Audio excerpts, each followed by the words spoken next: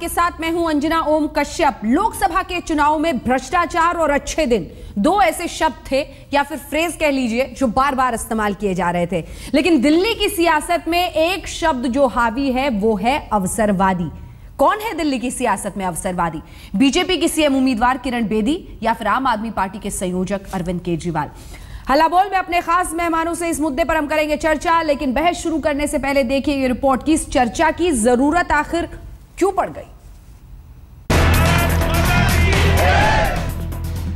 कौन है अवसरवादी? दिल्ली के चुनाव में जब से बीजेपी की तरफ से किरण बेदी कूदी है, अवसरवादी शब्द एक मुद्दा बन गया है। शुरुआत आम आदमी पार्टी ने पोस्टरों के जरिए की। ऑटो केजरीवाल को ईमानदार और किरण बेदी को अवसरवादी बताने वाले पोस्टर लगाकर। तब केजरीवाल ने आरोप लगाया था कि उन्हें आंदोलन के दिनों से ही पता था कि किरण बेदी बीजेपी से सॉफ्ट कॉर्नर रखती है। केजरीवाल के इस हमले का अब किरण बेदी ने करारा जवाब दिया है। बेदी के साथ बीजेपी भी मजबूती से खड़ी है। पार्टी पूछ रही है कि जिस किरण बेदी को कभी केजरीवाल ने दिल्ली के सीएम की उम्मीदवारी ऑफर की थी, उसमें अचानक कैसे खामियां दिखने लगी। वो तो तब किया था जब पार्टी बना रहे थे।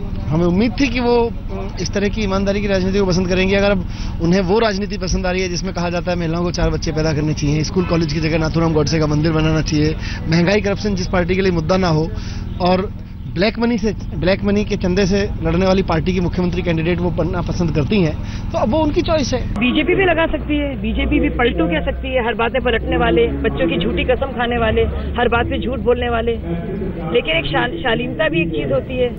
केजरीवाल के पोस्टर के जवाब में बीजेपी ने भी सच्चाई और साजिश नाम से एक बुकलेट जारी किया है। बुकलेट के जरिए दिल्ली के वोटरों से पूछा गया है कि दिल्ली का सीएम कौन हो। राष्ट्रवादी महिला, यहाँ अवसरवादी आदमी से बीजेपी का इशारा कहाँ बताने की जरूरत नहीं। अरविंद केजरीवाल जी से हम पूछना चाहते हैं कि आप ये बताइए कि अन्ना जी के अनशन 5 अप्रैल को शुरू हो रहा था जंतर मंतर पे, आप उनको भूखा प्यासा बैठा रहे हैं जंतर मंतर पे। एक दिन पहले आप सोनिया गांधी की एनएसी की बैठक में क्या करने गए थे? इसका जवाब उनको देना चाहिए। इतना बड़ा धोखा, इतना बड़ा अपॉर्चुनिटी आपको कोई मिलेगा? जाहिर है अवसरवाद की भाषा अलग अलग है। अब फैसला दिल्ली की जनता को करना है कि उनकी नजर में कौन है अवसरवादी। रजत सिंह के साथ कपिल शर्मा, दिल्ली आज तक।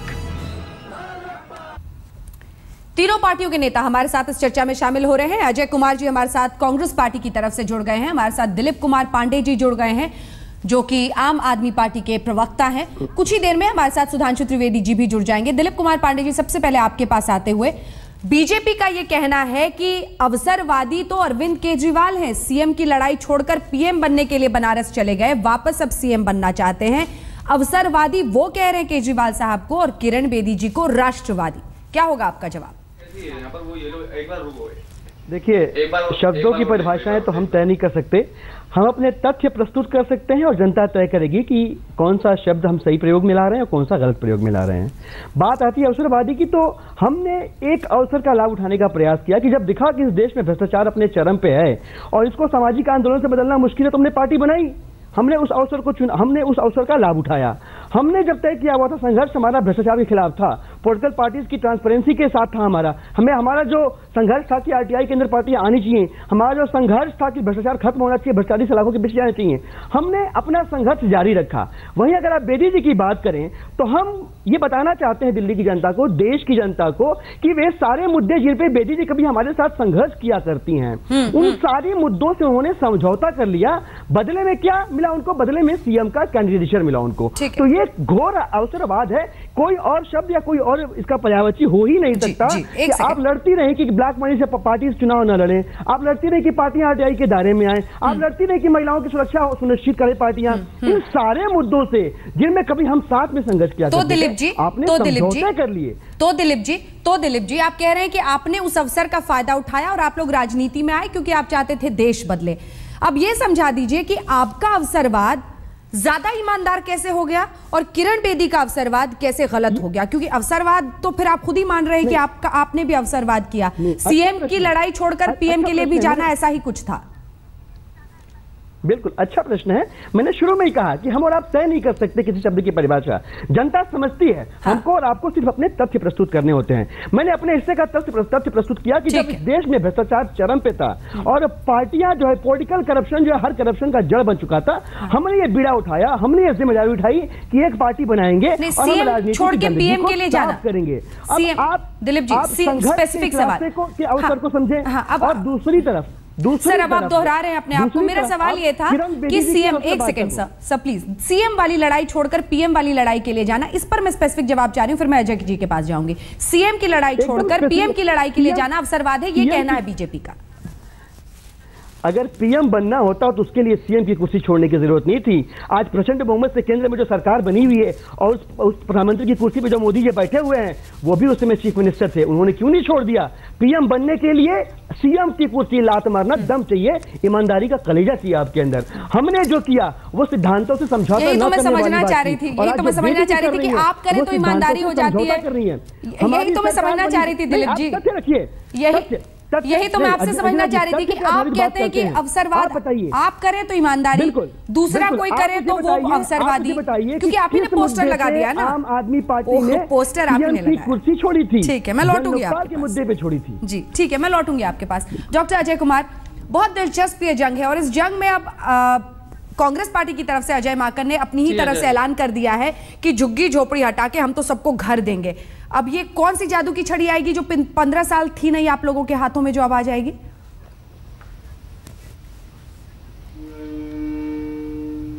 देखिए अंजना जी, अगर आप देखेंगे वर्तमान परिस्थिति में और केजरीवाल जी और अरविंद केजरीवाल जी के लड़ाई में, तो कोई मुद्दे नहीं है, सिर्फ ये पर्सनालिटी क्लैश है और स्वार्थ और महत्वाकांक्षा की लड़ाई है। ये दोनों पार्टी उसके परिचय उसके एक साफ सुथरा उदाहरण है।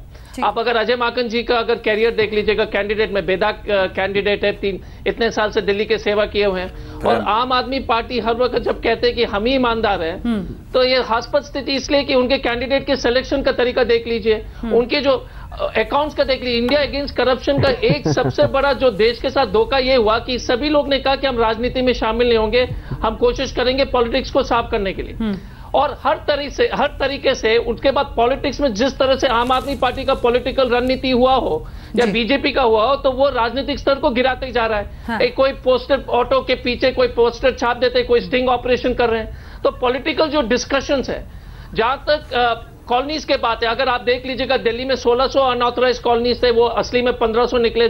कांग्रेस पार्टी ने 800 या 900, 850, 900 के आसपास उसको रेगुलराइज किए जी। बाकी 600 में रेगुलराइज करने का प्रक्रिया शुरू हो गया था। हाँ, हाँ। ये हम मानते हैं, लेकिन अगर आप देख लीजिएगा कांग्रेस के 15 साल में अंजना जी, वो वर्ल्ड सिटी हुआ, सबसे ज्यादा वृद्धि हुई पर कैपिटा इनकम में, जीडीपी ग्रोथ, एफडीआई के इन्वेस्टमेंट जो था वो गुजरात से ज्यादा था, महाराष्ट्र के बराबर था। एक मैं तो जादू वाली छड़ी का राज पूछ रही थी सर आपसे। मेट्रो प्रोजेक्ट हो सर, मैं तो जादू वाली छड़ी का राज पूछ रही थी। हाँ, जो इतने दशक से जो नहीं हो सका। 15 साल आप नहीं 15 साल पहले अंजना जी आपको तो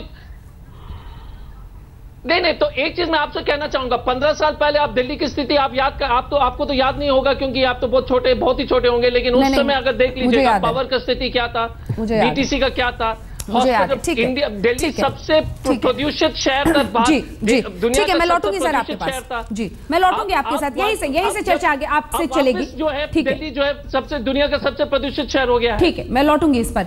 श्रीकांत शर्मा जी भी अब हमारे साथ जुड़ गए हैं भारतीय जनता पार्टी की तरफ से। श्रीकांत शर्मा जी, मैंने जब सवाल पूछा दिलीप कुमार पांडे जी से कि आपका अवसरवाद और किरण बेदी, क्योंकि वो खुद मान रहे हैं कि हाँ अवसर था, देश में भ्रष्टाचार था, हमने सोचा राजनीति में आके हम तस्वीर को बदलने के लिए आए थे, आपका अवसरवाद और किरण बेदी के अवसरवाद में क्या फर्क है? तो उन्होंने यही कहा कि हम तो जो करते हैं ईमानदार होता है। अब सवाल यह है कि किरण बेदी ये कह रही हैं कि अगर मैं ईमानदार नहीं थी तो फिर क्यों उस वक्त मुझे मुख्यमंत्री के लिए चुन रहे थे, लेकिन आपको लगता है कि ये दलील टिकेगी? क्योंकि आप तो अब साजिश की नई थ्योरी फ्लोट कर रहे हैं अपने बुकलेट से। देखिए अंजना जी, आप लगातार देख रही हैं कि दिल्ली का जो चुनाव है वो मुद्दों पर आधारित ना हो, मुद्दों की चर्चा ना हो, उसके लिए कहीं ना कहीं पूरी तरह से कोशिश लगातार आम आदमी पार्टी की तरफ से हो रही है। और जब से किरण बेदी जी को मैदान में उतारा है, हमने एक भारत की बेटी को मैदान में उतारा और उन्होंने पहले दिन कहा कि दिल्ली की बेटियां तब तक सुरक्षित अपने घरों तक नहीं जाएंगी, तब तक दिल्ली की सरकार सड़कों पर पेट्रोलिंग करेगी। पहली प्राथमिकता उन्होंने उसमें इंगित कराई। दूसरी प्राथमिकता दिल्ली को शुद्ध पानी की बात कही है। तीसरी प्राथमिकता है कि 24 घंटे बिजली मिले और 5वीं प्राथमिकता कि दिल्ली जो है दुनिया का बेहतरीन शहर बने। तो इस एजेंडे के साथ बीजेपी अपना काम कर रही है और हम इस पर आगे सफल होंगे। जनता हमको आशीर्वाद देगी। जहां तक आप आम आदमी पार्टी के जो आरोप हैं, अवसरवादी कौन है? अब अवसरवादी 49 दिन में आप मुख्यमंत्री थे दिल्ली के और प्रधानमंत्री बनने के लिए आप चले गए बनारस, तो अवसरवादी कौन है? आप हैं या कोई और है? आप भ्रष्टाचार के खिलाफ आंदोलन कर रहे थे और उसमें बड़ी बड़ी कस्में आप खा रहे थे। फिर आपने कहा कि पार्टी नहीं बनाऊंगा, पार्टी भी बना लिया आपने। कहा राजनीति में नहीं जाऊंगा, राजनीति में भी आ गए। कहने लगा पद नहीं लूंगा, पद भी ले लिया। सरकारी घर नहीं लूंगा, घर भी ले लिया। तो आप जो कह रहे थे बिल्कुल उसके विपरीत आप करते चले आ रहे हैं। और बड़ी बात यह है अंजना जी कि आपने जो कहा वो पूरा नहीं किया और इसी वजह से आपको भागना पड़ा। तो अब दिल्ली को एक भागने वाला मुख्यमंत्री नहीं चाहिए, एक विकास करने वाला मुख्यमंत्री चाहिए। दिलीप जी जवाब दीजिए। बड़ी अच्छी बात कही भाजपा के हमारे साथी ने। मुद्दों की बात करते हैं। दिल्ली की जनता बार बार लगातार जो है बीजेपी की तरफ टकटकी लगाई देख रही है कि अब वो मुद्दों के बारे में बात करना शुरू करेंगे। मैं जानना चाहूंगा अपने साथी से कि भारतीय जनता पार्टी ने विधानसभा चुनाव के पहले वादा किया था 30% बिजली के दाम कम करेंगे। आज ये पोस्टर किसने लगाया? एक सेकंड दिलीप कुमार पांडे जी, एक सेकंड, ये पोस्टर किसने लगाया? एक सेकंड नहीं, अगर आप गलत आरोप लगाएंगे तो मैं आपसे सवाल करूंगी, मैं सवाल करूंगी, आप ही से सवाल करूंगी। ये पोस्टर किसने लगाया है? नहीं, मुद्दा कौन भटका रहा है? इस पोस्टर में क्या मुद्दा है? उस मुद्दे आपके सवाल का भी जवाब दे दूंगा। हाँ नहीं, आप इसका जवाब दीजिए। मैं आपने कहा कि बीजेपी मुद्दों से भटका रही है, तो ये पोस्टर किसने लगाया है? गलत बात। ये हम पोस्टर दिखा रहे हैं, गलत कर रही हैं। आप देखिए सर, पोस्टर देखिए ना अपने टेलीविजन स्क्रीन पे। मुझे उस सवाल का उत्तर देने दें आप। उस पोस्टर पे भी प्रतिक्रिया दे दूंगा, आप ही चाहते हैं कि बहस इस पर लेकिन उन्होंने मुद्दा उठाया है। नहीं, मैं तो चाहता हूं बस इस पे हो, मैं मुद्दे की बात कर रहा हूं। अवसरवादिता का आरोप जिस वजह से लगाया वो भी स्पष्ट करूंगा मैं, और जो मुद्दों का प्रश्न खड़ा किया उसे भी जवाब दूंगा मैं। मेरे को कहना चाहूंगा कि 30% तो कम नहीं कर पाए, अब 50% कम करने का वादा कर रहे हैं। ये बात करते हैं कि महिलाओं की सुरक्षा करेंगे। महिलाओं की सुरक्षा को लेकर इनके पास प्लान क्या है कि इनके मंत्रिमंडल में निहाल चंद जैसे लोग हैं जिनके ऊपर बलात्कार के आरोप हैं। बेदी जी, अब मैं आता हूं आपके पोस्टर के ऊपर। हमने अवसरवादिता बनाम ईमानदारी का बहस खड़ा किया है। हमने ऐसा क्यों किया? आंदोलन जब था, जब ये राजनीतिक आंदोलन, सामाजिक आंदोलन था, तब हम भ्रष्टाचार के ऊपर, पॉलिटिकल पार्टीज की फंडिंग की ट्रांसपेरेंसी के ऊपर, रिश्वतखोरी के ऊपर, उनके आरटीआई के अंदर आने के ऊपर संघर्ष किया करते थे। एक लाइन में दिलीप जी इसका जवाब दीजिए, फिर आपका जवाब मैं लूंगी श्रीकांत जी से। ये पोस्टर लगाकर आपने क्या साबित क्या करने की कोशिश की है, क्या दिखाया है? हाँ, एक लाइन में जवाब देता हूं। आज की तारीख में जब किरण बेदी जी से पूछा जाता है कि क्या आप पॉलिटिकल फंडिंग में ट्रांसपेरेंसी को लेकर जागरूक हैं और बीजेपी क्या इसके अंदर आती है, तो वह कहती है कि आज की तारीख में जो कानून है उसके हिसाब से सब कुछ बीजेपी के अंदर ओके है। तो बेदी जी बताइए कि सब कुछ तो आज के कानून के साथ सब कुछ ठीक ही चल रहा है, या फिर आंदोलन करने की जरूरत क्या थी, फिर संघर्ष करने की जरूरत क्या थी? या तो आप तब नाटक कर रही हैं या तो आप आज झूठ बोल रही हैं। श्रीकांत जी इसके फौरन बाद आऊंगे अजय जी आपके पास। श्रीकांत जी देखिए, पांडे साहब जो है लगातार अवसरवादिता की बात कर रहे हैं और देखिए अंजना जी जानते हैं कि अवसरवादी कौन है। और जहां तक कि किरण जी की बात कर रही हैं, जब इन्होंने आंदोलन किया था भ्रष्टाचार का, तब 2G का स्पेक्ट्रम था, कोयले का घोटाला था, कॉमनवेल्थ का घोटाला था, और अब देश को एक ऐसा प्रधानमंत्री मिला है जो कहता है कि ना खाऊंगा ना खाने दूंगा। और उनके गवर्नेंस से प्रभावित होकर बड़ी तादाद में लोग भाजपा ज्वाइन कर रहे हैं। उसमें से किरण जी भी आई। उन्होंने अपने पहले ही वक्तव्य में कहा कि मैं नरेंद्र मोदी जी के प्रशासनिक क्षमता कुशलता से प्रभावित होकर, ईमानदारी से प्रभावित होकर पार्टी में आ रही हूं। अब जब से किरण जी को हमने अनाउंस किया है, तब से चाहे हमारे मित्र कांग्रेस के मित्र हों, चाहे आम आदमी पार्टी के मित्र हों, इनको ये डाइजेस्ट नहीं हो रहा है कि भाई आप अल्टीमेटली इस देश के अंदर महिला सशक्तिकरण की बात की जाती है और किरण जी इस देश की पहली महिला आईपीएस अधिकारी हैं और वो सफल अधिकारी हैं। और अरविंद जी भ्रष्टाचार की बात तो करते हैं, लेकिन जब वो 10 साल सरकारी जॉब में थे एज ए IRS, तो उन्होंने कितने भ्रष्टाचार के खिलाफ काम किए, कितने केस उन्होंने किए, वो अभी तक किसी के सामने नहीं आ पाए हैं। तो अवसरवादी तो आप हैं जनाब, लगातार जनता को आप धोखा देते रहे। आपने पोल पर करके कनेक्शन काट दिए, लेकिन अभी तक वो लोग घूम रहे हैं, उनके बिल उनके पास वापस आ गए। तो आपने अवसरवादिता का कोई मौका छोड़ा नहीं है और स्वयं आप अपने आप को अराजकतावादी कहते हैं। श्रीकांत जी, अजय जी मैं चाहती हूँ 2 लाइन में प्लीज रिएक्शन दे, ब्रेक का वक्त हो गया मजबूरन। हाँ ठीक है अंजना जी, पहले तो और उसके बाद हमको मौका दीजिए, लेकिन श्रीकांत जी का स्टेटमेंट हास्पद इसलिए है कि आप देख लीजिएगा कि महिला शक्ति क्या, उनके पार्टी के लोग तो बोलते कि महिला 5 बच्चे पैदा करेंगे, 10 बच्चा पैदा करेंगे, जीन्स नहीं पहनेंगे, ये फलाना नहीं करेंगे। आप डाइवर्ट कर रहे हैं मुद्दे। पार्टी का जहां तक बिजली की बात है, आप उन्होंने 30% से 50%, एक मिनट हमको कंप्लीट करने दीजिए श्रीकांत जी, मैंने तो आपको टोका नहीं था जब आप बोल रहे थे, तो हमको तो बोलने का मौका दीजिए। तो मैं ये कह रहा हूं कि पॉलिटिकल फंडिंग की बात हो तो दोनों बीजेपी और आम आदमी पार्टी, श्रीकांत जी पहले तो हमको बोलने दीजिए, बीजेपी आम आदमी पार्टी दोनों पार्टी जो जनता को बेवकूफ बना रहे हैं। आम आदमी पार्टी का बिजली का जो नाटक रहा 3 महीने का, सिर्फ आपने जो है सिर्फ 200 यूनिट से कम लोग को जो है वो सुविधा दी, जबकि कांग्रेस ने पूरा। ठीक है आपका पॉइंट जरूर हमारे दर्शक समझ गए। आपका कहना है कि आम आदमी पार्टी और बीजेपी दोनों बिजली को फुटबॉल बनाकर 30%, कोई 50% कम करने का वादा देकर, लेकिन आपने भी तो ऐसा ही शगुफा छोड़ दिया है, अवसरवाद की शायद पराकाष्ठा का ये कि झुग्गी झोपड़ी खत्म कर देंगे, हर किसी को घर मिल जाएगा राजधानी में। तो सभी खास मेहमान हमारे साथ बने हुए जिनसे हम चर्चा कर रहे हैं। जो सवाल हम आपसे पूछ रहे हैं वो सवाल जरूर आपको दिखा दें, क्योंकि इस ब्रेक में ये तीनों मेहमान हमारे साथ बने हुए हैं। इस ब्रेक में जरूर SMS कीजिएगा, हजार SMS अभी 15 मिनट में ही आ गए हैं। किरण बेदी पर अवसरवादी होने का आरोप क्या सही है? एटी स्पेस वाई अगर हाँ माफ कीजिएगा, जी हाँ के लिए एटी स्पेस वाई और नहीं के लिए एटी स्पेस एन लिखकर अपना जवाब 52424 पर SMS जरूर कीजिए। इस 1 घंटे के बुलेटिन के अंत में हम दिखाएंगे कि इस आज तक हल्ला बोल के सर्वे में दिल्ली की जनता क्या राय रखती है इस मुद्दे पर। लगा पोस्टर, निकला अवसरवाद, इसी पर हम कर रहे हैं चर्चा। ऑटो के पीछे पोस्टर जिसमें अरविंद केजरीवाल ने खुद को तो ईमानदार बता दिया, लेकिन अवसरवादी करार दे दिया किरण बेदी को। और श्रीकांत शर्मा जी, मेरा सवाल आपसे यह है कि उस वक्त आप ही ने कहा, तमाम लोगों ने कहा कि इसकी जरूरत नहीं थी, अरविंद केजरीवाल को ये नहीं करना चाहिए, लेकिन आप भी उसी में उलझ गए। आपने भी बुकलेट जारी किया, कहा कि अरविंद केजरीवाल अवसरवादी हैं, वो राष्ट्रवादी हैं। तो कुल मिलाकर अब यही राजनीति है। अंजना जी बिल्कुल सही कहा आपने, लेकिन अगर लगातार कोई इस तरह के झूठे आरोप आप पर लगाता रहा है और आरोप लगाकर भाग जाना, फिर एक नया आरोप लगाना, तो ऐसे व्यक्ति के लिए निश्चित रूप से जनता के सामने उनका जो क्या है, उनका इतिहास, उसकी जानकारी देना बहुत ज़रूरी है। जहाँ तक हमारे मित्र आम आदमी पार्टी के कह रहे थे कि बिजली को लेकर, अरे भैया हमने जो 200 यूनिट जो खर्च कर रहे हैं लोग, उनको 1 रुपये 80 पैसे की छूट भी हम लोगों ने दी है, वो हमारी सरकार ने दी है। लेकिन आप तो लगातार बिजली कंपनियों के खिलाफ जहर उगल रहे थे, लेकिन जनाब आप आए तो आपने तो कंपनियों को 300 करोड़ रुपए दे दिए, अनिल अंबानी की कंपनी को। तो आपकी स्पष्टता ही नहीं है, आप टोटल कंफ्यूज हैं।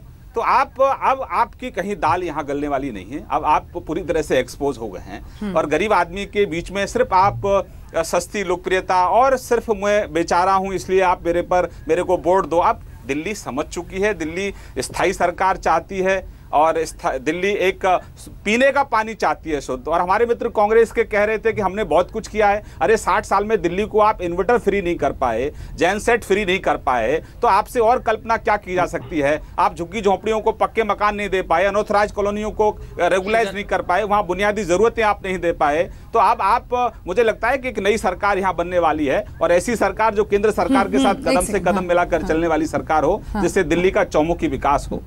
ठीक है, दिलीप जी इसका जवाब दीजिए, फिर अजय जी जवाब देंगे। ठीक है, देखिए श्रीकांत जी, मुझे लगता है कि दिल्ली की जनता को किश्तों में LED बल्ब देने वाला नहीं चाहिए।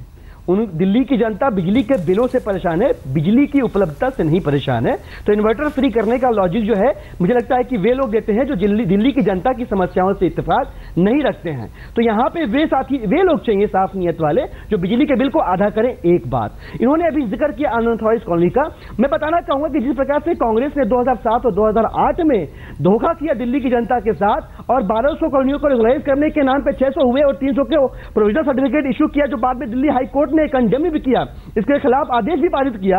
ये दोबारा वही काम करें, दिसंबर के महीने में वेंकैया नायडू जी आते हैं और कहते हैं कि हम अनऑथराइज कॉलोनीज को रेगुलराइज कर देंगे।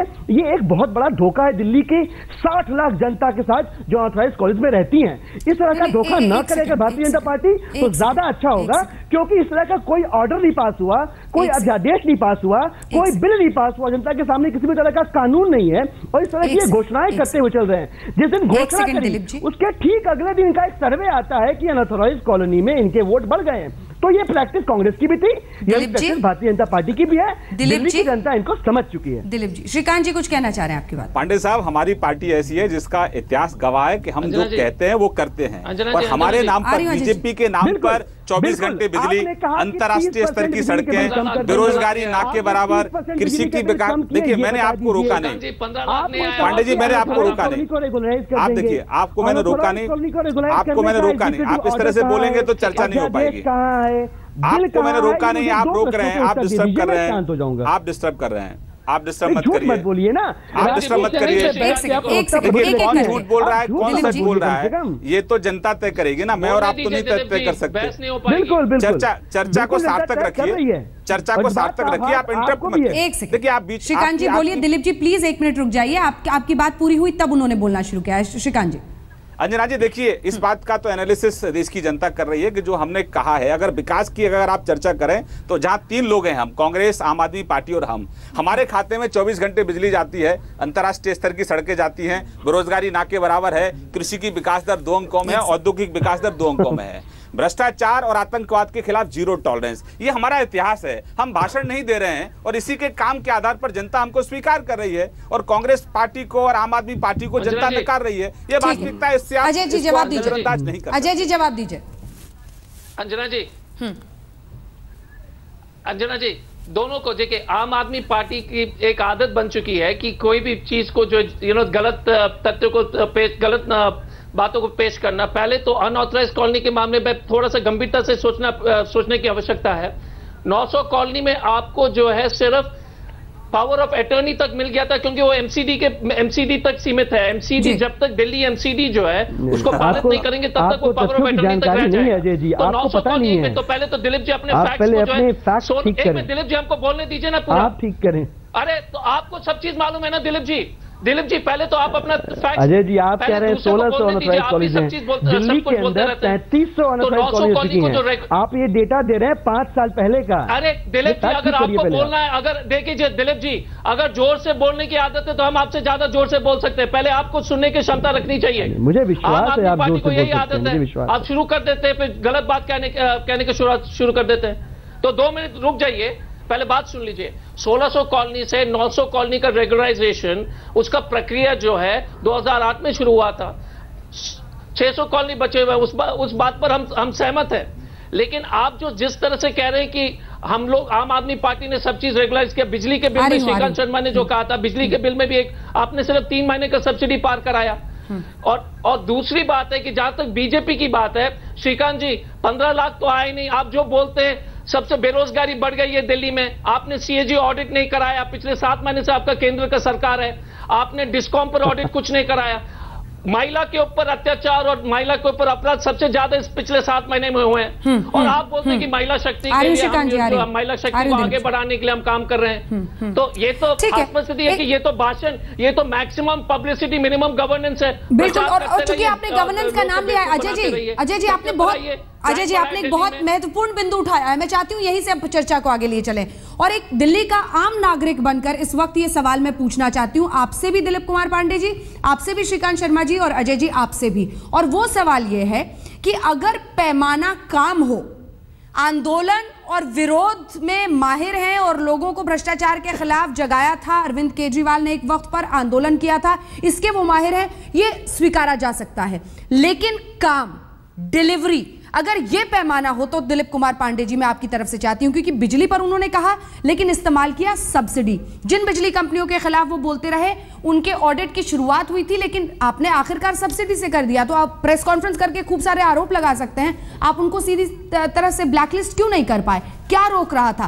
परफॉर्मेंस, काम, परफॉर्मेंस, काम, डिलीवरी। दिल्ली की जनता सोचती है कि सरकार आए, काम हो, क्योंकि फिर आप धरने पर बैठ जाएंगे कि मोदी जी ये नहीं करने दे रहे जी, मोदी जी वो नहीं करने दे रहे जी, तब क्या होगा? उस परिस्थिति का खौफ है लोगों के मन में। बहुत अच्छा प्रश्न पूछा आपने। प्रचंड बहुमत के साथ केंद्र में इस समय एक सरकार बनी हुई है।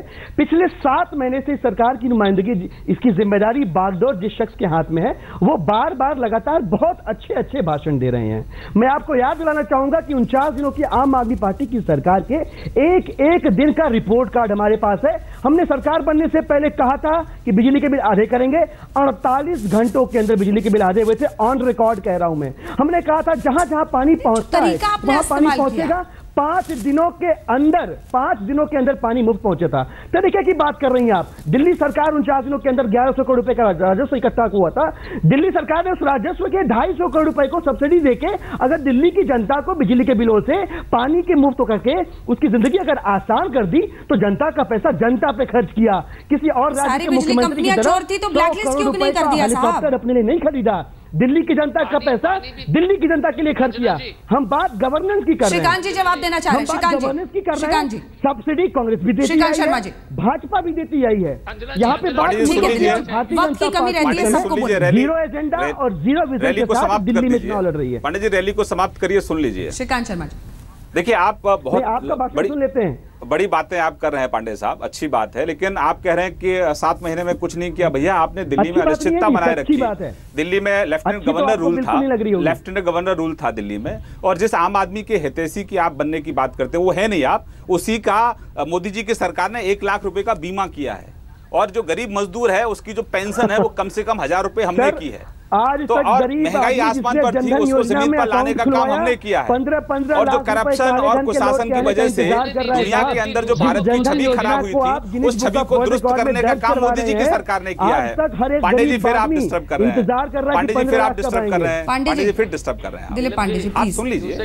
देखिए, पेशेंस रखिए, हार जीत चुनाव में लगी रहती है। आपको मालूम है कि जमीन आपकी खिसक रही है। सुन लीजिए, हम सब लोग बहुत लगातार हम सब लोग सामान्य कार्यकर्ता। सुन लीजिए, अरे भैया सुन लीजिए, एक सेकंड दिलीप जी, सुन लीजिए, दिलीप जी ब्रेक का वक्त हो रहा है, उनको बात पूरी करने दीजिए जल्दी। आपकी स्ट्रेटजी है कि अपनी बात कहो, अगर कोई और बोलता है तो उसको डिस्टर्ब करिए। ऐसे थोड़ी लोकतंत्र होता है भैया। वो अलग बात है कि लोकतंत्र में आप भरोसा नहीं करते हैं, क्योंकि लगातार चुनाव आयोग आपको नोटिस दे रहा है और आप लगातार कह रहे हैं कि पैसा बीजेपी से भी ले लो, कांग्रेस से भी। काम अगर पैमाना हो तो किसका पलड़ा भारी? इसका जवाब श्रीकांत जी आप दे रहे थे।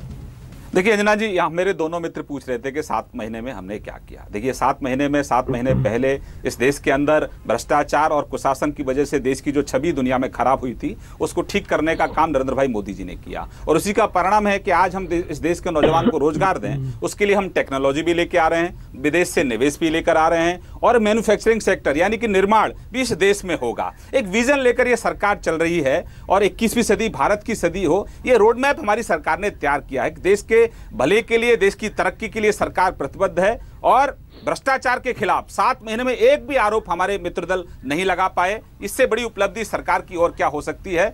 आरोप लगाने के लिए मेरे दोनों मित्र आरोप लगा सकते हैं, लेकिन महंगाई आसमान पर थी, उसको जमीन पर लाने का काम भी हमने किया। अब आप कहेंगे कि पेट्रोल और डीजल, क्रूड ऑयल जो है सस्ता हो रहा है। अरे भाई, हमारी इंटेंशन, हमारी सरकार की इंटेंशन अच्छी है, देश के हित की है, तो ईश्वर भी हमारी मदद कर रहा है। तो इसमें अच्छी बात है, आपको खुश होना चाहिए कि 15 रुपए जो है पेट्रोल सस्ता हो गया, 11 रुपए डीजल सस्ता हो गया, उसका सीधा लाभ जनता को मिल रहा है। प्रभु भरोसे देश नहीं छूटना चाहिए, प्रधान सेवक को काम करना पड़ेगा। निश्चित रूप से कर रहे हैं अंजना जी, उसी का परिणाम है जो आपके सामने आ रहा है। अजय जी, अंजना जी, हाँ अंजना जी, पहले तो ये रोड मैप ही रह जाएगा और सपने दिखाते रहेंगे भारतीय जनता पार्टी। पहले तो शुरुआत किए थे सभी के खाते में 15 लाख देंगे। बेरोजगारी कहां दूर हुआ है? तो भूखमरी की स्थिति में तेलंगाना में आप देख लीजिए, तेलंगाना में जो है किसान लोग जो आत्महत्या कर रहे हैं 300-400, उस पर कोई चर्चा नहीं। असम में जो है हर जगह दंगे हो रहे हैं, उस पर कोई चर्चा नहीं। आपकी सरकार है सर, आप भूल रहे हैं। ग्रामीण क्षेत्र में भूखमरी की स्थिति है, और आपने एजुकेशन, एक मिनट श्रीकांत जी, हमको कंप्लीट करने दीजिए। एजुकेशन बजट आपने कम किया नहीं किया? 20%। आपने स्वास्थ्य का बजट कम नहीं किया। और एक मिनट, और दूसरी बात है, जहां तक जनता का सेवा की बात है, वहां पर उस बजट में तो आपने पूरा निगरानी रखा। आप इंडस्ट्रियलिस्ट, प्रधानमंत्री जी ने एक बार भी स्वास्थ्य के बारे में कोई चर्चा नहीं हुई। आपने जो है किसान के बारे में कोई चर्चा नहीं किया, आम मध्य वर्ग के बारे में कोई चर्चा नहीं की। एक लाइन में अगर श्रीकांत जी इसका जवाब देना चाहें तो एक लाइन में, क्योंकि वक्त अब खत्म हो चुका है। एक लाइन में श्रीकांत जी। देखिए डॉक्टर साहब, आसाम के दंगों की बात कर रहे हैं। डॉक्टर साहब, आपकी सरकार है वहां, ये सरकार तो 125 करोड़ जनता की सरकार है, और जो 24 घंटे बिजली की हम बात कर रहे हैं वो इस देश के किसान के लिए कर रहे हैं। अगर किसान उलझ कर फिर हमेशा जब 2-3 लोग एक साथ बोले, बहस इधर उधर भटक जाती है। आप सभी का बहुत बहुत शुक्रिया हमारे साथ इस चर्चा में शामिल होने के लिए। कि अवसरवाद की राजनीति अगर हो रही है, पोस्टर चिपक रहे हैं, तो पोस्टर के अंदर की तस्वीर जनता को ही समझनी पड़ेगी। हम रुक रहे हैं ब्रेक के लिए, लेकिन ब्रेक के बाद जरूर रहिएगा हमारे साथ, क्योंकि हम दिखाएंगे हल्ला बोल देखने वाले दर्शकों का सर्वे। क्या वो मानते हैं कि किरण बेदी अवसरवादी है? आप देखते रहिए।